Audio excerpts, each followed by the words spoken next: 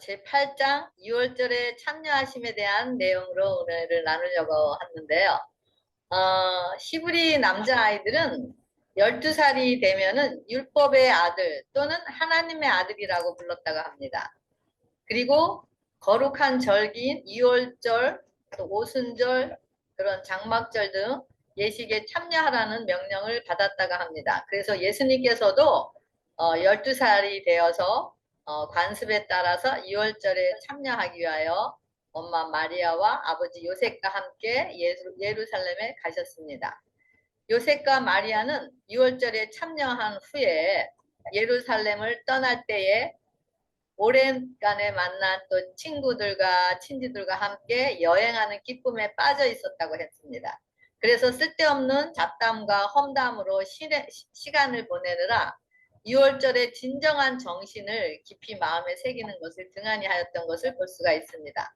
그래서 요셉과 마리아의 뿐만 아니라 우리 죄에서 구원하기 위한 그 6월절의 행사의 의미를 잃어버린 것 같이 예수님을 잃어버렸는데도 예수님께서 당연히 자신들과 함께 있는 것으로 생각을 하면서 습관적으로 형식적인 행사에만 참여하였다라는 것을 볼 수가 있습니다.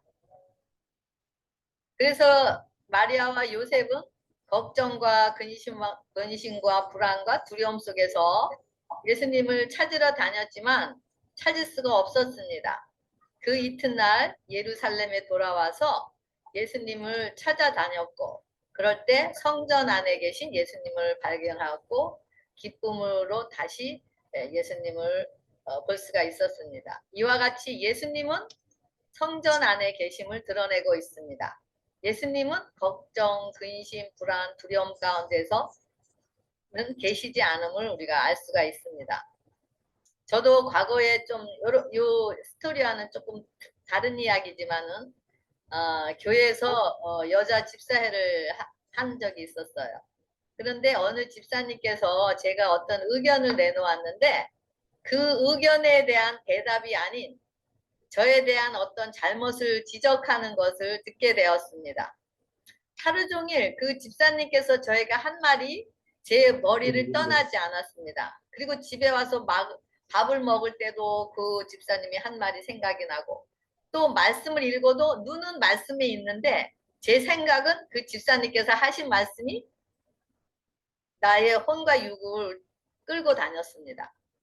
그러다가 또 습관대로 저녁에 기도를 하려고 하는데 성령님께서 저에게 말씀하시기를 오늘 내가 하루 종일 나를 잃어버렸다라는 말씀을 주시면서 저를 회개로 이끄신 적이 있었습니다. 이렇게 예수님께서는 항상 하나님의 임재 아닌 성전 안에 계셨습니다. 우리가 우리 욕구를 따라 이기적인 것인 비난, 조롱, 험담하면서 우리가 친구들과 하는 그런 곳에는 예수님이 계실 수가 없습니다. 그런데 우리는 아직 이기심인 욕구에 이끌리고 자아사랑에서 세상을 사랑하고 세상의 것이 올인하면서 또 세상의 것에서 만족을 누리면서도 교회에 가서 예배드리는 것으로 만족을 하고 있는 우리들의 모습을 볼 수가 있습니다. 그리고 이렇게 눈으로 말씀을 읽고 또 습관적으로 줄줄 외우는 그런 틀에 박힌 기도를 하면서 우리는 생각하기에 예수님과 우리는 동행하고 있다라고 생각하는 것이 바로 마리아와 요셉이 그런 신앙 속에서 예수님을 잃어버린 상태에 있는 것과 같은 우리들의 신앙을 볼 수가 있습니다. 우리가 믿음의 정결함의 은혜로 6월절에 어린 양이 되신 그 예수님의 피의 공로만을 의지하고 예수님이 우리 심령 안에 보좌에 거하실 때 우리는 예수님을 발견하고 찾은 자들이 되는 것입니다.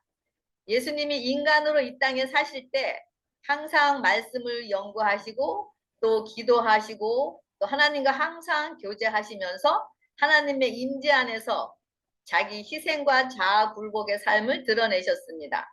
그리고 예수님께서 뭐라 그러셨죠? 나는 스스로 아무것도 할 수 없다고 말씀하시면서 예수님의 것은 아무것도 없고 오직 하나님의 것으로 살아가는 인간이신 예수님이셨습니다.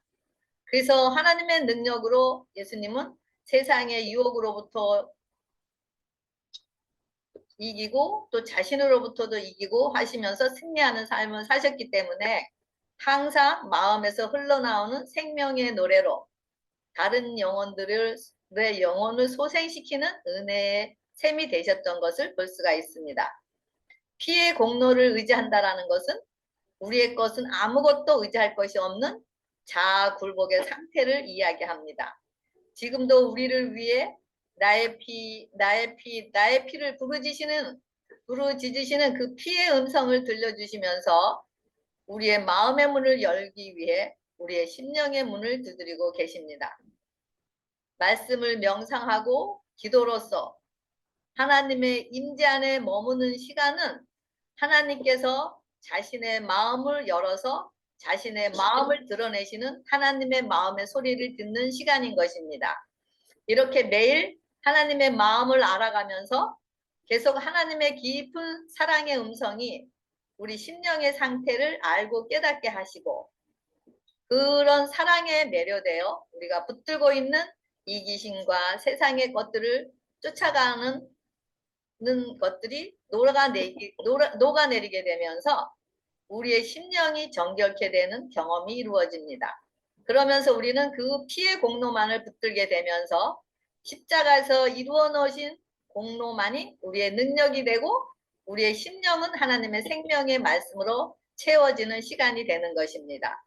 연약하고 계속 곁길로 나가는 우리를 여전히 사랑으로 대해주시는 그 하나님의 자비와 긍휼의 사랑의 매력 때문에 내 것을 다 드리고 성령으로 피의 말씀이 우리 심령에 새겨지는 새로움의 창조의 시간이 바로 기도의 시간인 것입니다.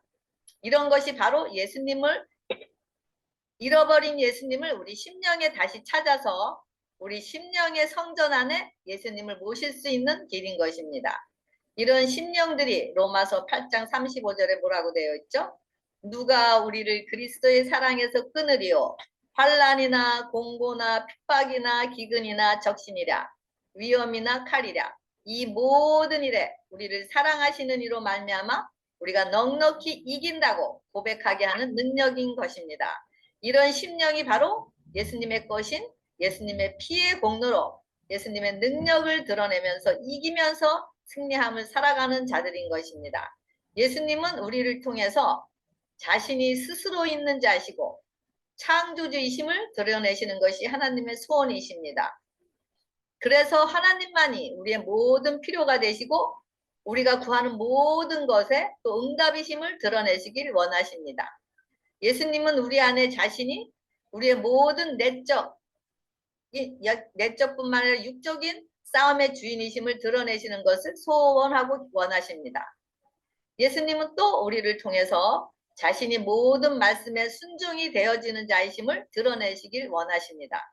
이 모든 것들은 하나님의 임재 안에서 말씀에 순종하며 믿음의 은혜로 살아가는 자들에게 나타나는 자연적인 열매인 것입니다. 오늘 말씀을 통해서 6월절 어린 양이 되신 예수님을 어떻게 우리 심령에 모시는 성전이 되어 하나님의 소원을 우리를 통해서 이루시는지에 대해서 우리가 살펴보기로 하겠습니다.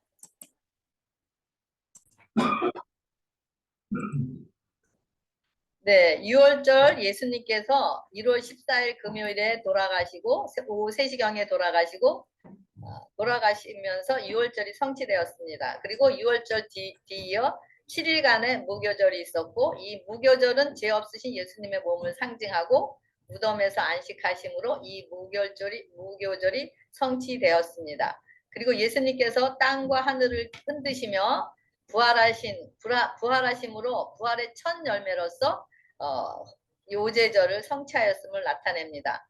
항상 이 세 가지 예식을 행하게 하신 목적은 예수님의 초림을 항상 기억하고 기다리게 하도록 하신 것이었습니다. 그런데 실질적으로 랍비들은 의식은 열심히 했지만 이런 의식의 정신은 그들이 잃어버렸던 것을 우리가 볼 수가 있습니다.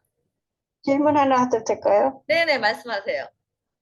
저기 여기 시대의 소망 몰라 옛날 책이라서 그런지 몰라도 네.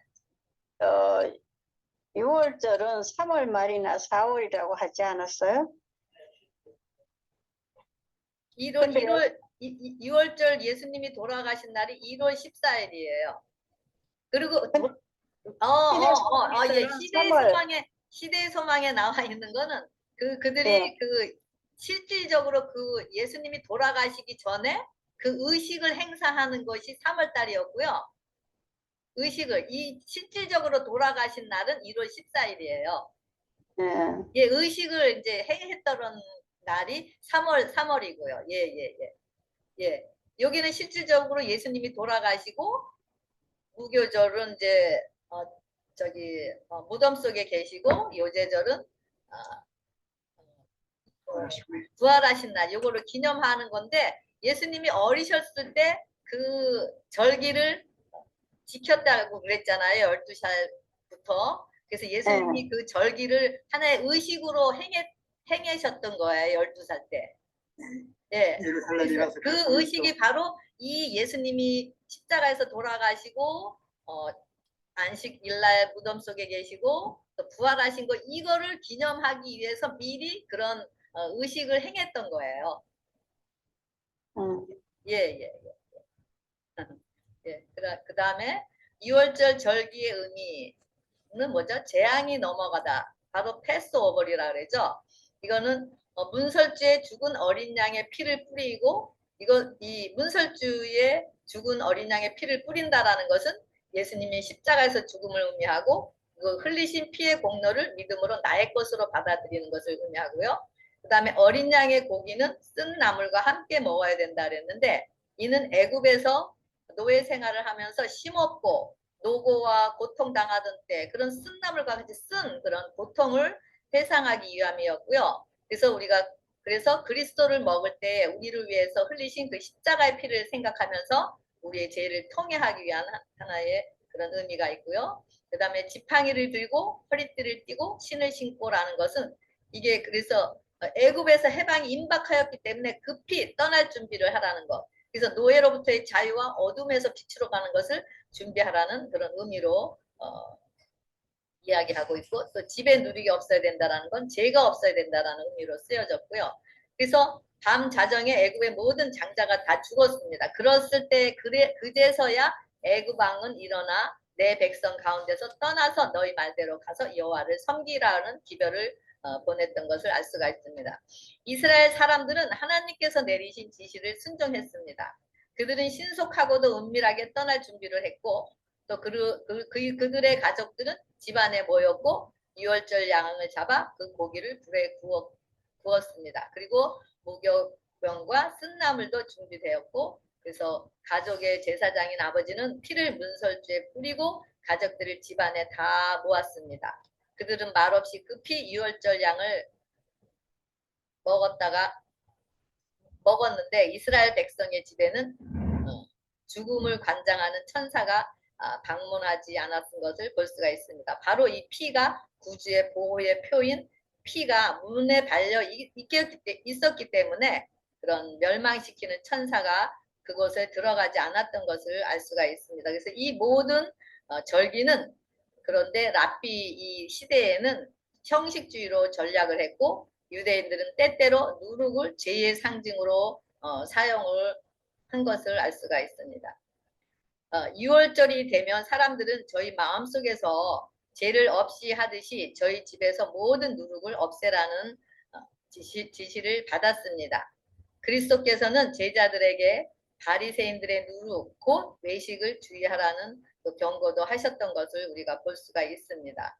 그리고 또 누룩이 또 어디 보면은 하늘나라의 상징으로 또 사용되는 것을 볼 수가 있습니다. 그래서 이 누룩이 바로 영혼을 소생시키고 또 동화하는 그런 하나님의 은혜의 능력을 또 예시하고 있는 것도 볼 수가 있습니다. 그래서 두 가지 의미로 누룩이 쓰임 받는 것을 알 수가 있습니다.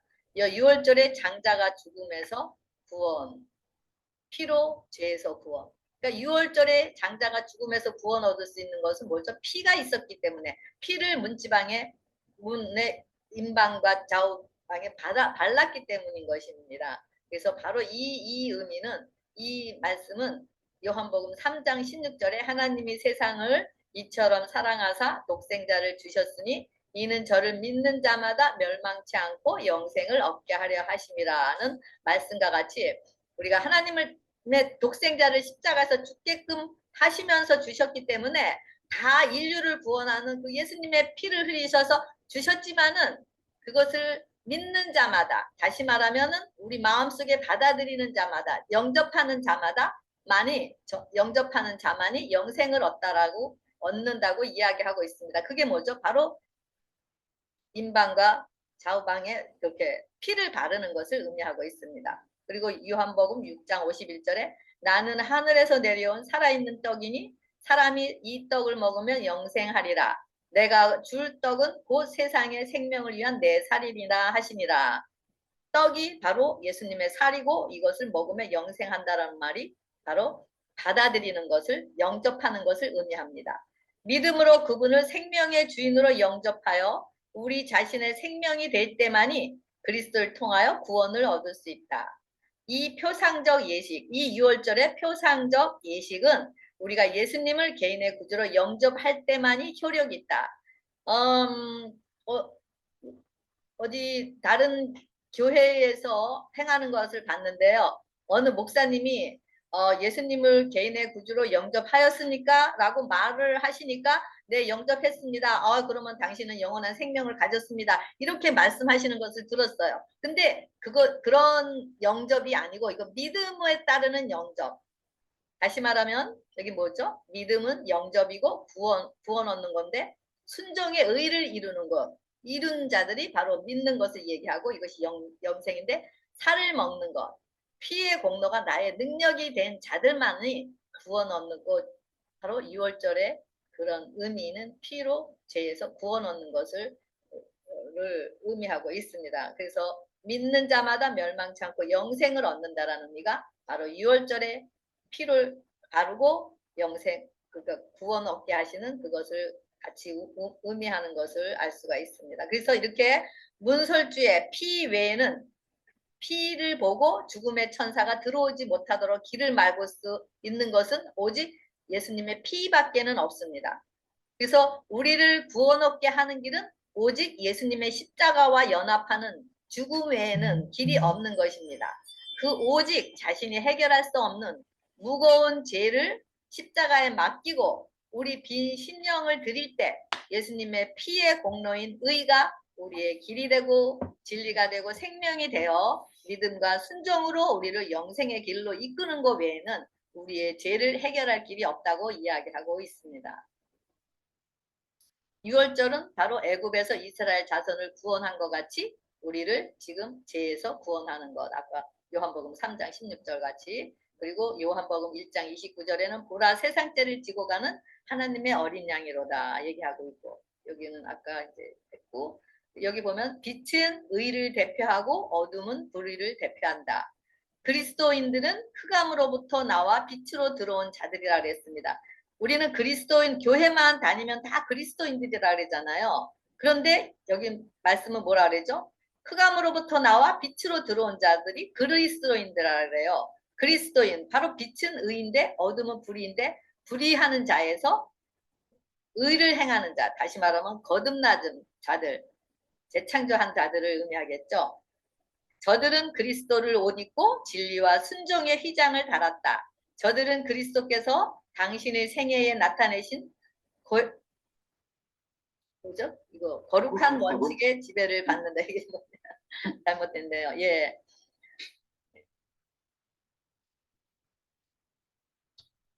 그리고 우리가 그 6월절에 그 성서에서 그 양을 끌고 그 죄인이 자기가 죄인인 것을 알고 양을 끌고 그 뜰 안으로 들어오잖아요. 그리고 안수하고 자신의 죄를 그 양에다가 안수하고 그리고 죄인이 양을 죽여요. 그러니까 예수님이 대신 죽는 거예요. 자신의 죄를 예수님께로 전가해서 예수님이 대신 죽으시는 거예요.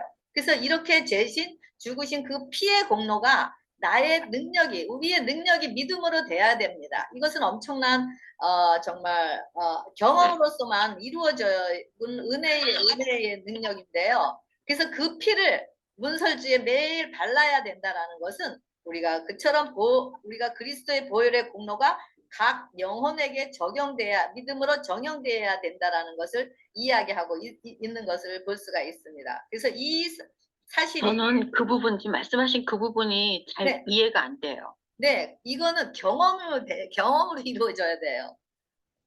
어떤 면이 그러니까는 그러니까 예수님을 믿어서 순종을 하고 그렇게 해서 이제 따라가다 보면 그 십자가에서 가는 회개를 하는 선물을 주셔서 회개를 하게 되면 그게 곧 그 피의 능력이 나의 능력이 된다고 이렇게 그 부분이 잘 연결이 안 돼요. 연결이 이게요 경험적으로 이루어져야 되는데요. 이 순종에 지난번에 우리가 참여하신 분들은 제가 그 순종에 대한 얘기를 말씀드렸는데 순종에는 두 가지 순종이 있어요. 순종은 내가 그러니까 내 의지를 하나님께 맡기기로 이렇게 선택하는 순종이 있고, 예수님이 우리 자아가 예수님과 연합해서 죽고 십자가에서 죽고 예수님의 생명이 내 안에 들어왔을 때 예수님의 생명에 의해서 이루어지는 순종의 의의가 있어요. 그래서 그 순종의 의의를 이루는 자들은 예수님의 피의 공로만을 의지하는 자들이 돼요. 순종의 의의를 이룬 자들이. 물론 그 전에 십자가 이전에도 우리가 회개를 해요.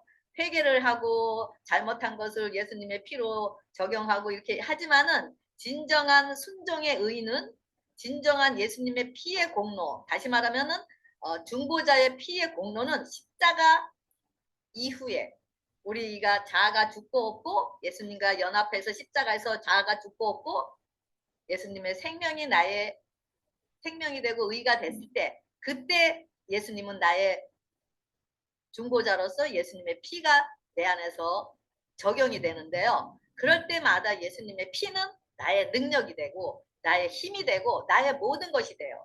조금 있다가 이제 나오는데요. 이런 예수님의 피의 공로만을 완전히 의지하는 그런 십자가 이후의 그런 단계에서는요.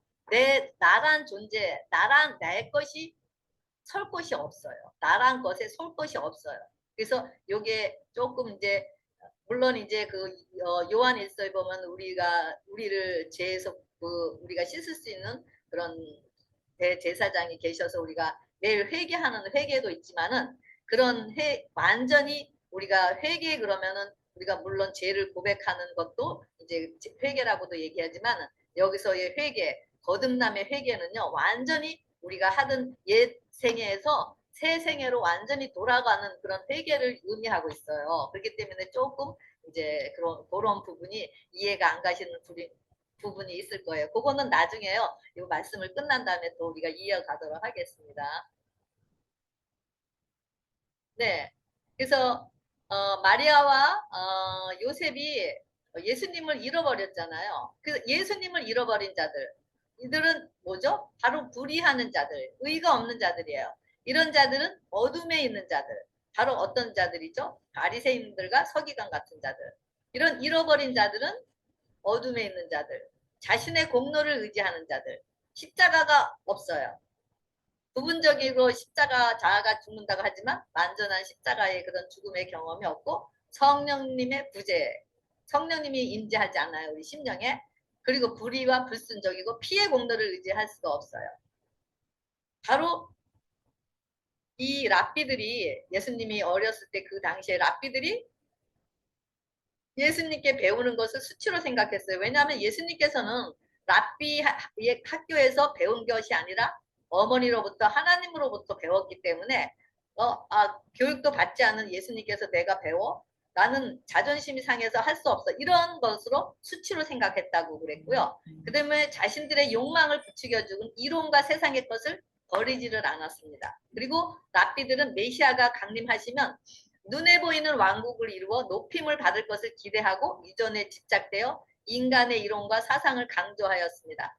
예수님께서는 우리를 죄에서 구원하셔서 우리를 영원한 은혜의 왕국에서 영원한 왕국으로 영광의 왕국으로 데려가려고 하셨는데, 그래서 우리를 십자가로 이끌어 가시는 것, 고난과 자신의 고난과 그런 것을 통해서 십자가로 이끄시는 것이 하나님께 예수님께서 말씀하시는 것이었는데, 이 랍비들은 이때 자신의 눈에 보이는 왕국, 그래서 자신이 높임을 받으려고 하는 세상의 왕국을 바라봤다라는 것을 알 수가 있습니다. 그리고 이 랍비들은 사람의 교훈이 말씀을 대신하였고 내적인 정결함을 이루지 못했습니다. 왜냐하면 겉으로 나타나는 외적인 면만 신앙인이었지 내적으로는 정결함을 입지를 못했기 때문에 믿음으로 인한 정결함이 없었고 하나님과의 깊은 교제 관계가 없었기 때문인 걸 알 수가 있습니다. 그리고 유대인들은 교만한 백성이고 경건과 지식과 선함을 뽐내었습니다. 그러나 열매는 보이지 않았고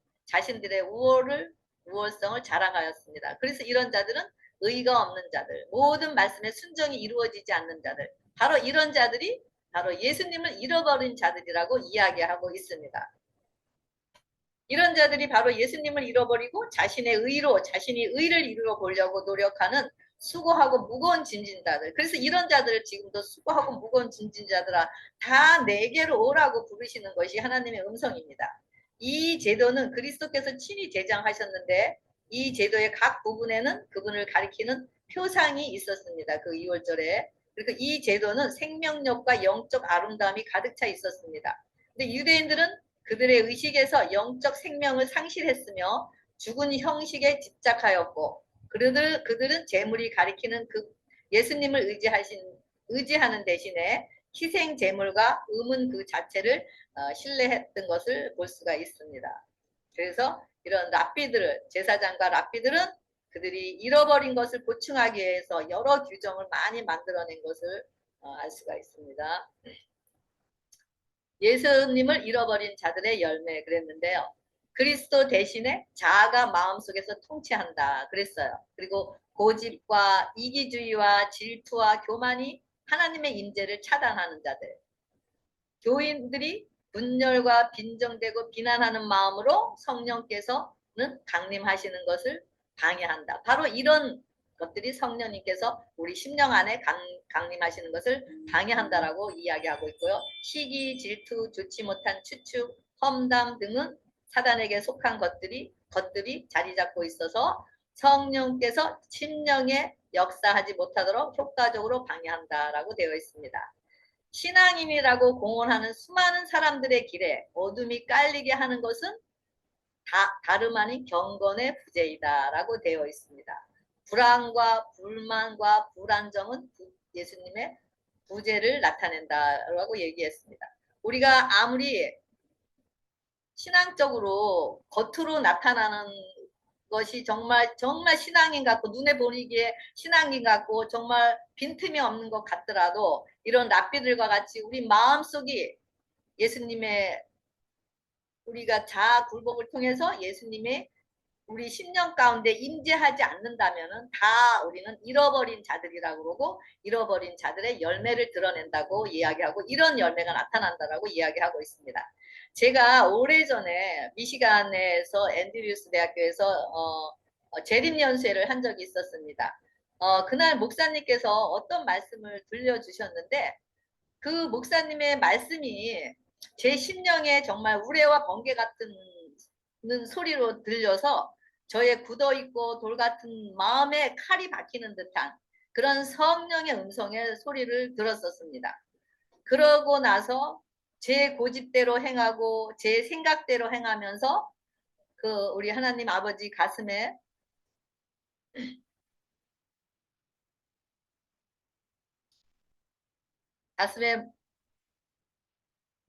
못을 박아서 그 아버지 가슴에 피멍이 들어서 시퍼렇게 변해버린 아버지의 가슴을 성령님께서 보여주셨습니다.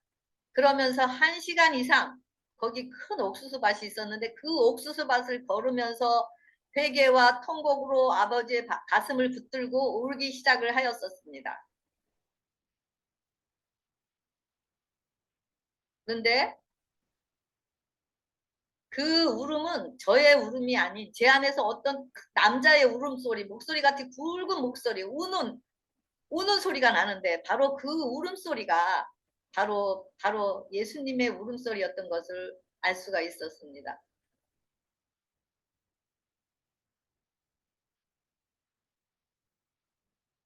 바로 제가 잃어버린 자로서 고아로서 살아오면서 아버지께서 베풀어 주신 그 사랑의 은혜를 의지하지 못한 저의 모습을 알게 하셨던 것입니다.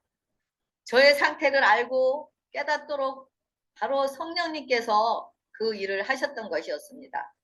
우리의 몸이 아무리 열심히 정말 빠지지 않고 예배에 참석한다 할지라도 우리가 세상의 것을 쫓아가고 세상의 것에 몰두하는 것은 바로 예수님을 잃어버린 영적인 교화랑 같은 것입니다.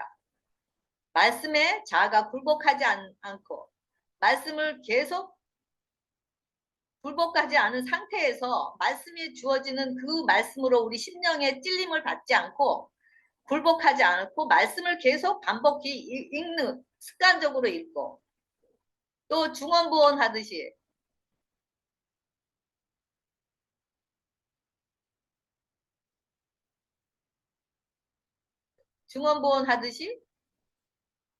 똑같은 그런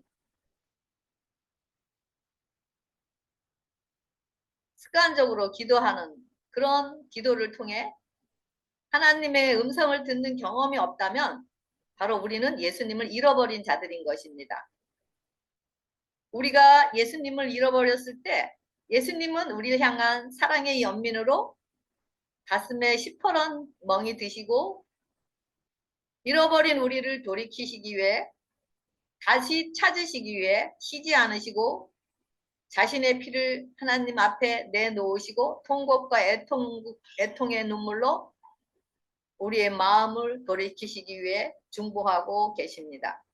성령님께서 우리의 이런 상태가 예수님을 잃어버린 자라는 그 사실을 알려주지 않으면은 우리는 여전히 열심히 헌신하고 봉사하고 또 11금 내고 하면서 이것이 예수님을 잃어버린 줄도 모르고 평생 신앙생활을 하게 될 것입니다. 그러면서 결국에는 나는 너를 도무지 모른다라는 하나님의 음성을 듣게 되는 결과를 낳게 될 것입니다. 우리 모두는 제 본질을 가진 우리 모두는 다 예수님을 잃어버린 고와 같은 존재들입니다. 그래서 불안과 불만 등을 드러내면서 예수님의 부재의 열매를 드러내고 있는 우리들인 것을 알 수가 있습니다. 하지만 이런 자들이 통해와 애통으로 더러움을 씻는 샘이 열릴 때 바로 우리는 새롭게 예수님을 찾는 또 그런 기쁨을 누릴 수가 있는 것입니다. 스가랴 12장 10절에 내가 다윗의 집과 예루살렘 주민에게 은총과 강구하는 심령을 부어주리니 그들이 그 찌른 바 그를 바라보고 그를 위하여 애통하기를 독자를 위하여 애통하듯 하며 그를 위하여 통곡하기를 장자를 위하여 통곡하듯 하리로다. 그날에 죄와 더러움을 씻는 샘이 다윗의 족속과 예루살렘 주민을 위하여 열리리라고 이야기하고 있습니다. 은총과 강구의 심령은 성령을 부어주겠다라는 거죠.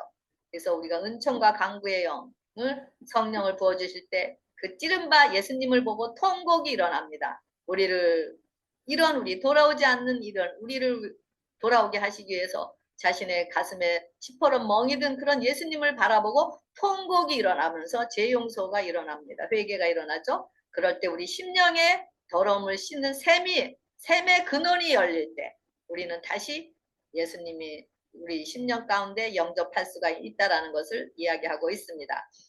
회의와 불신은 겸손이 아니다. 그리스도의 말씀에 대한 절대적인 믿음이 참된 겸손이며 참된 자기 포기이다 그랬습니다. 자기 포기가 뭐라 그랬죠? 하나님의 말씀에 대한 믿음이 참된 겸손이라고 이야기하고 있어요. 이런 믿음은 어떻게 생기죠? 바로 하나님과의 교제, 하나님의 음성을 듣고 하나님의 마음을 알아가는 그런 교제를 통해서 우리가 이런 믿음이 올 때 우리는 우리 심령의 정결함을 통해 우리 자기 포기가 이루어지는 것을 경험하게 됩니다. 그리스도께서는 위대한 의원으로서 죄가 인류 가족에게 입힌 상처를 치료하고자 오셨다. 그리고 그분의 영은 그분의 종들을 통하여 역사하면서 죄로 병들고 고통당하는 자들에게 몸과 영혼의 효염 있는 강력한 치유력을 나누어 주신다. 이 샘의 물은 신체적, 영적 연약함을 고칠 수 있는 약효를 포함하고 있다. 우리는 영적인 것만 얘기하는데 신체적 연약함도 고치는 것이 바로 예수님의 샘에서 나오는 예수님의 피의 공로라고 이야기하고 있습니다. 통회하는 심령으로 하나님 앞에서 시인한 모든 죄를 그분은 제거하신다. 이러한 믿음이 교회의 생명이다. 교회인 우리의 생명이 뭐라 그랬죠? 통회하는 심령으로 하나님 앞에서 시인한 모든 죄. 그가 바로 우리 교회되는 우리의 심령이 생명이라고 이야기했습니다. 그래서 바로 이런 자들은 어떤 자들이도 세리와 삭개와 같은 자들, 아까 예수님을 잃어버린 자들은 바로 바리새인들과 서기 같은 자들을 이야기하고 있고, 세리같이 나는 죄인이라고 나를 불쌍히 여겨달라고 하나님 앞에 통곡하고 갈급한 심령으로 나오는 자들을 이야기하고 있습니다. 그래서 바로 6월절 어린 양이 되신 그런 6월절의 의미가 바로 이런 우리들을 구원하기 위한 그런 의미인 것을 드러내고 있습니다. 여기 그래서 그런 자들이 거듭남과 재창조는 어떻게 일어나는가? 우리가 불의에서 의로, 어둠에서 빛으로, 하나님의 부재에서 하나님의 임재로, 예수님을 잃어버린 자에서 예수님을 발견한 자로 어떻게 하면 됐을까요? 바로 디도서 3장 5절에 우리를 구원하시되 우리가 행한 바 의로운 행위로 말미암지 아니하고 오직 그의 긍휼하심을 따라 중생의 시승과 성령의 새롭게 하심으로 하셨는 중생의 시승과 성령의 새롭게 하심으로 우리가 이런 것이 거듭남을 경험할 수 있다라고 이야기하고 있습니다. 그리고 여기 보면은 자아의지 굴복, 첫 번째 자아의지 굴복, 말씀을 통해서 기도를 통해서 그 말씀의 우리 심령의 성령의 음성을 우리 심령을 찔를 때 우리 자아가 맞습니다 하고 우리가 굴복했을 때 자아의지 굴복이 일어나죠. 그랬을 때 성령의 씻음으로 우리 심령을 씻고 빈 마음에 새 영과 새 마음이 들어와서 성령님께서 임재하시고 그 다음에 율법을 성령의 능력으로 율법이 이루어지고 그리고 언약이 이루어지는 하나님과 자녀의 관계가 이루어지는 것. 바로 이것이 천국이죠. 이것이 바로 거듭남과 재창조 이루어지고 6월절의 피의 어린 양을 이 피를 공로로 이야기하고 있습니다. 그래서 고린도후서 10장 5절에는 우리의 싸우는 병기는 육체에 속한 것이 아니요. 우리는 혈육에 속한 그런 싸움이 아니라는 거죠. 인간과 인간에 대한 속한 싸움이 아니요. 오직 하나님 앞에 견고한 진을 파하는 강력이라 그랬습니다. 진이 뭐죠? 견고한 진이 뭐죠? 우리 자아와 이기심의 본질이에요. 이것을 하나님 앞에서 이것을 파하는 것, 이것을 하나님 앞에서 이것을 파하는 것이 바로 우리의 병기인데 바로 모든 이론을 파하며 하나님 아는 것을 대적하여 높아진 것을 다 파하고 모든 생각을 사로잡아 그리스도의 복종케 하는 것. 이것이 바로 우리가 말씀과 기도를 통해서 이루는 것이십니다. 근데 말씀을 읽으면서 말씀은 우리가 매일 몇 시간씩 읽는다 할지라도 이런 것들이 우리의 심령의 굴복이 우리 의지의 굴복이 우리를 통해서 이루어지지 않는다면 우리가 그것이 우리에게 우리는 심령 그런 바리새인들과 서기관들과 같은 그런 예수님을 잃어버린 자들인 것과 똑같은 그런 상황인 것을 우리가 볼 수가 있습니다. 그래서 우리가 매일 말씀을 통해서 하나님과의 교제를 통해서 정결케 하는 믿음, 신실하신 하나님을 경험하고 그러면서 피의 공로만을 의지하게 됩니다. 그리고 온 우주 만물을 눈동자같이 살피시는 그 전지전능하신 하나님의 믿음의 눈으로 우리가 우리의 그런 심령을 씻겨달라고 하나님 앞에 내놓고 그러면서도 우리가 율법 아래서도 정죄감 없이 정말 살아가는 것. 그것이 바로 문설주의 피를 바르고 집 안에 있는 자들의 그런 담대함인 것을 알 수가 있습니다. 이것이 바로 하나님의 은혜의 보좌 앞에 담대하게 나아가는 것을 이야기할 수가 있습니다. 그래서 오직 예수 그리스도의 피로 말미암아서만이 죄인을 구원할 수 있는 길이 있는 것입니다. 예수님이 계신 곳은 바로 아버지 집 성전 하나님의 임재라고 되어 있습니다. 누가복음 2장 49절에 예수님께서 그 부모님들이 예수님을 잊어버리고 찾으러 다녔지만 찾을 수가 없어서 그 다음날 예루살렘으로 올라와서 성전 안에서 예수님을 발견했잖아요. 그래서 아이야, 그 예수님을 찾고 나서 우리가 얼마나 너를 찾았는지 아느냐라고 그렇게 불평 섞인 투로 말을 하였을 때 그 예수님께서 어찌하여 나를 찾으셨나이까? 내가 아버지 집에 있어야 될 줄을 알지 못하셨나이까? 예수님이 계신 것은 바로 내 아버지 집, 바로 그것이 뭐죠? 성전, 하나님의 임재 안이라고 되어 있습니다. 그래서 예수님께서는 온 생애를 통하여 아버지의 임재 아래서 사셨습니다. 하나님의 성령께서는 그분의 끊임없는 안내자여 지탱자가 되셨습니다. 그분께서는 내가 아무것도 스스로 할 수 없노라고 말씀하셨습니다. 하나님의 목적은 모든 피조물들을 창조주께서 내재하시는 성전이 되도록 하는 것이었습니다. 예수님의 심령 안에 하나님께서 임재하셔서 하나님께서 예수님의 길이 되고 진리가 되고 생명이 되셨던 것 같이 우리 심령 안에도 예수님께서 내재하시는 성전이 되어서 우리의 길이 되고 진리가 되고 생명이 되시기를 원하십니다. 하지만 죄로 말미암아 인류는 하나님의 성전이 되기를 그쳤습니다. 사람의 마음은 죄악으로 어두워지고 더러워져서 신령하신 분의 영광을 더 이상 드러내지 못하였습니다. 그러나 하나님의 아들이 성육신 하심으로써 하늘의 목적은 성취되었습니다. 하나님께서 인류 안에 거하시고 또한 구원하는 은혜를 통하여 사람의 마음은 다시 하나님의 성전이 됩니다. 바로 이럴 때 하나님이 임재가 임하죠. 성전 안에. 그래서 이렇게 연약하여 우리가 넘어지고 실수하지만 예수님의 중보의 피가 흐르는 거듭난 자들 안에서는 우리가 그 피로 씻고 정결하게 되어서 다시 하나님의 임재 안에 머물 수가 있는 것입니다. 이럴 때 우리는 성령 안에서 하나님의 거룩한 성전이 되어 하나님의 거하시는 성전으로서 우리가 더 이렇게 지어져 가게 되는 것을 이야기하고 있습니다. 여기 보면 성령의 임재는 하나님의 마음이 청결한 자 성전 그랬는데요. 그분의 임재는 사람들에게 그들의 죄를 드러나게 할 것이다. 그들이 즐겨 죄로부터 정결케 되기를 원할 때에만 그들은 그분과의 교제에 들어갈 수 있었다. 오직 마음이 청결한 자만이 그분의 임재 가운데 머무를 수 있었다. 그리스도의 임재하심은 영혼을 정결하게 하고 성결하게 하여 주님의 거룩한 성전과 성령 안에서 하나님의 거하실 처소가 되게 할 것이다. 성령의 역사에 자신을 굴복시키는 자는 마음이 착한 자이다. 뭐라 그랬죠? 마음이 착한 자는 어떤 자라 그랬어요? 성령의 역사에 자신을 굴복시키는 자라 그랬습니다. 그는 자기의 죄를 고백하고 하나님의 자비와 사랑의 필요를 느끼는 자이다. 우리가 성령의 역사에 자신을 굴복시키는 자, 우리가 착한 일을 해서 착한 것이 아니라 우리의 자신의 죄를 고백하고 하나님의 자비와 사랑의 필요를 느껴서 우리 자신을 맡기는 자들이 바로 성령 마음이 착한 자라고 얘기하고 그는 진리를 알고자 하고 그것을 순종하고자 진정으로 열망하는 자들. 그래서 어진 마음은 믿는 마음이며 하나님의 말씀에 대한 믿음을 가진 마음이다라고 이야기하고 있습니다. 제가 과거에 어떤 장로님께서 암이 걸리셨어요.